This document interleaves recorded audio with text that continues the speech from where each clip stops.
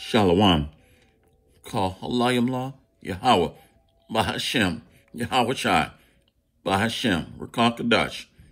All praises be to the Most High, Yahweh, in the name of his Son and our Lord and Savior, Yahweh Shai.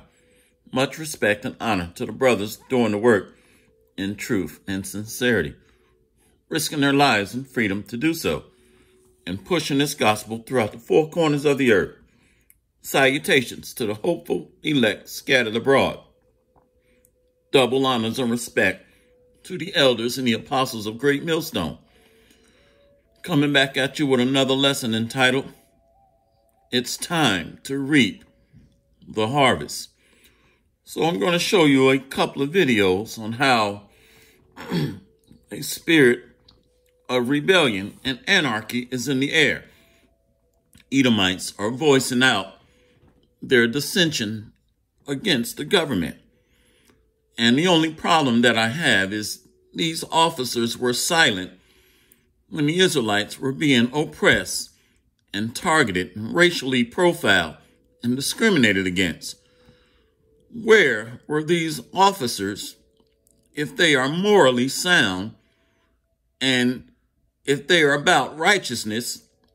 Where were they speaking out against the improprieties that's been devised against those that are called minorities? When in reality, the Hebrew Israelites, the so-called Negroes, Native Americans, and Latinos are not minorities at all. So the only problem that I have is that these officers waited before the oppression hit them and affected them and their families. Now they're speaking out. So let's let the videos play, and then we're going to break down some scriptures. Let's continue. To violate people's constitutional rights because somebody in our chain of command tells us otherwise. It's not how. A Port of Seattle police officer is standing his ground, and it could cost him his job. He refuses to take down the video he posted, urging other officers to ignore the enforcement of stay-at-home restrictions. To be clear, no one in Washington has been arrested or cited for not obeying stay-at-home restrictions. Today, that officer talked exclusively to KOMO's Jonathan Cho, who has tonight's Operation Crime and Justice report. I'm just simply asking people to look inside of themselves and do what they're comfortable with. Port of Seattle police officer Craig Anderson says he has no regrets. In fact, he's doubling down on the message. I don't want to see the citizens get pushed to a point where they feel like we have to defend our constitutional rights against the government. After weeks of... Now, notice these officers had nothing to say when the Israelites were being targeted and oppressed. Nothing to say. So this is showing hypocrisy. But what it also shows us is that the Most High has a sense of humor. So everything that you have done or your people have done, you're going to have to pay for it. What we're going to see while the winds of change are shifting in, we're going to see judgment come forth. And this is what we're witnessing firsthand. As you sat on the sidelines, while certain people were being profiled and targeted, now it's coming around to affect you. So Edomites are beginning to oppress other Edomites. And this is coming from the shadow government, the global elites. Let's watch another video. Now, the first video, first video is by KOMO News. And I've shared some of their videos before by KOMO News. And I will copy and paste the links in the description box. Let's go to another video. And this one is by Alan Roberts. Another war hero police officer is suspended for speaking out. So now that they're affected, they're speaking out. Now they're heroes, standing on the front line for righteousness. Only when this oppression begin to knock on their back doors and landed on their doorsteps. Now they're speaking out. So let's watch this second video. Let's continue. My name is Michael Sweeney. I wanted to make a quick video after seeing one recently from a fellow police officer who pointed out and was very verbal about his thoughts that I believe many of us share. I decided to make my own video, encourage others to do the same. What we've seen in recent months is none other than what I believe is going to be viewed as one of the biggest power grabs in American history. We've seen the Constitution seemingly suspended and constitutional rights of citizens tossed aside under the guise of safety and security, something that we've seen before as well. You know, I swore an oath to the Constitution against all enemies, foreign and domestic, and I stand on that oath, and I will continue to stand on that oath, and there is not a human being that can alter my oath between myself and the Constitution, myself and God. You know, choice means having multiple options. If you find yourself only looking at what you see on one news source or the other, that's not choice. You're just falling in line. You know, I ask every human being and every American citizen to question things and look at them, look at both sides. Anyone that knows me from my political side of my life knows that I don't really walk one side hard left or hard right. I stand somewhere in the middle, a place I am proud to be. But you have to look and at least acknowledge some of these videos like Plandemic, where we have doctors out there talking about some things that are inconsistent with what you're seeing in mainstream media. At least look at it. Look at it and then decide, okay, does that make sense or not, and make a choice? Because that's what freedom's about, choice. But if you're not even watching these things and you're just taking one side and just eating every bit of it and projecting it, then what are you really? Sheep, okay?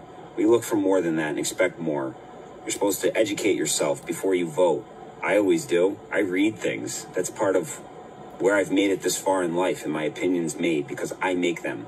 I judge nobody by what anyone says. I judge them on my own interactions. You should judge this entire situation on your personal interactions and see what you come up with. You know, as far as immune system goes, I find it so troubling that people are so quick to lock themselves in their house for 60, 90 days. Yes, Corona is terrible. Yes, it's killing people, and that scares me.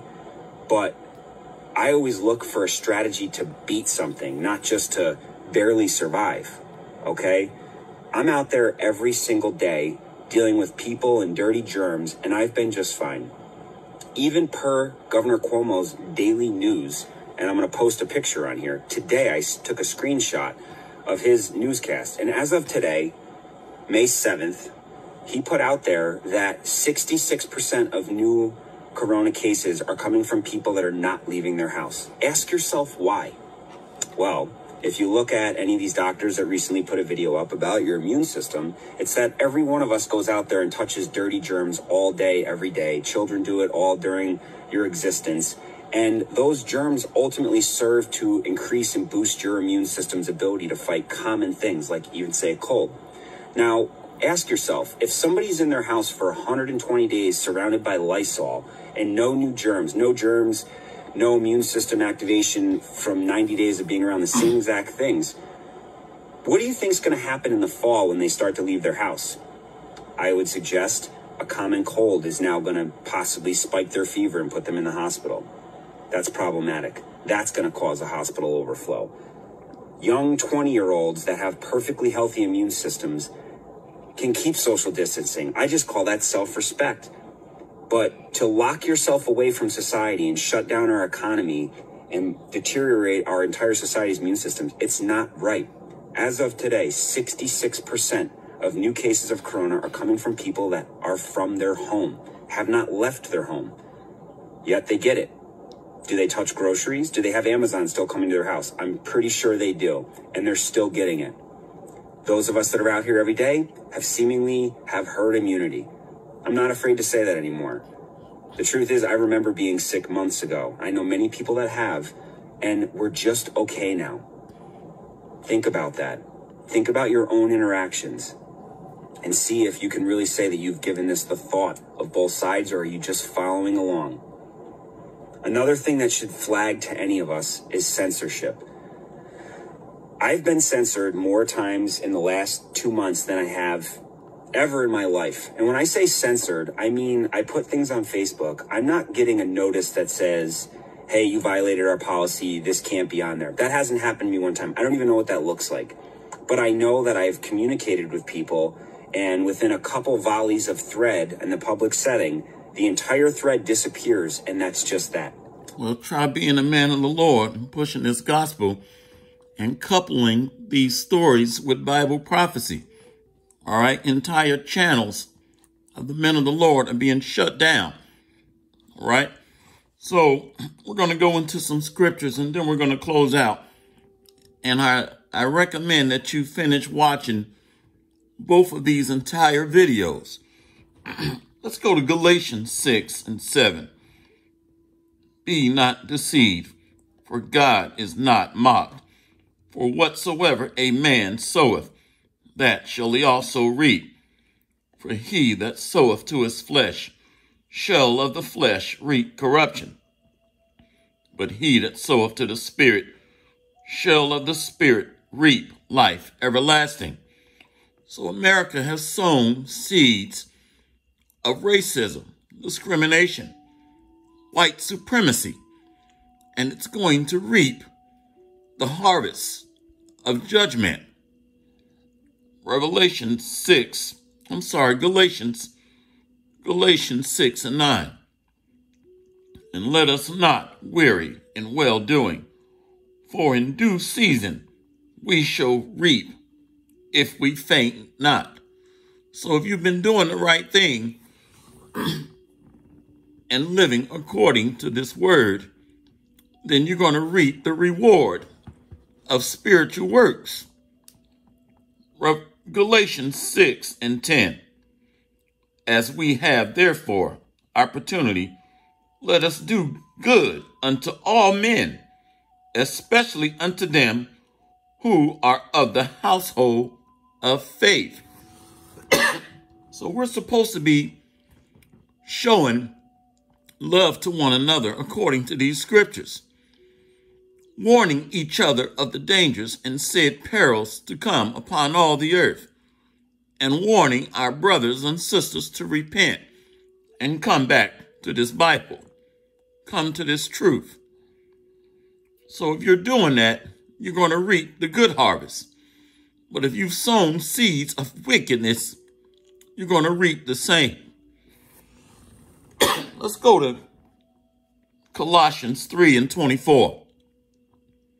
Knowing that of the Lord ye shall receive the reward of the inheritance. For ye serve the Lord Yahushua HaMashiach.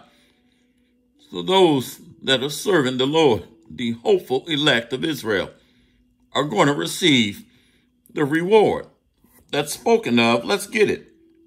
Let's go to Revelations 11 and 18. Revelations 11 and 18. And the nations were angry, and thy wrath is come, and the time of the dead that they should be judged, and that thou shouldest give reward unto thy servants, the prophets, and to the saints, and them that fear thy name, small and great, and should destroy them which destroy the earth. So the reward is coming to the hopeful elect of Israel. The Israelites are the servants, are the prophets, are the ministers and teachers. The 1/3 remnant or hopeful elect, the so-called Negroes, Native Americans, and Latinos. Let's go back to Colossians 3 and 24. Knowing that of the Lord ye shall receive the reward of the inheritance, for ye serve the Lord Yahushua HaMashiach. Colossians 3 and 25. But he that doeth wrong shall receive for the wrong which he hath done, and there is no respect of persons.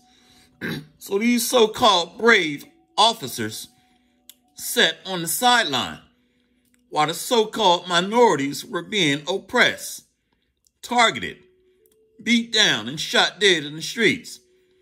They sat quietly.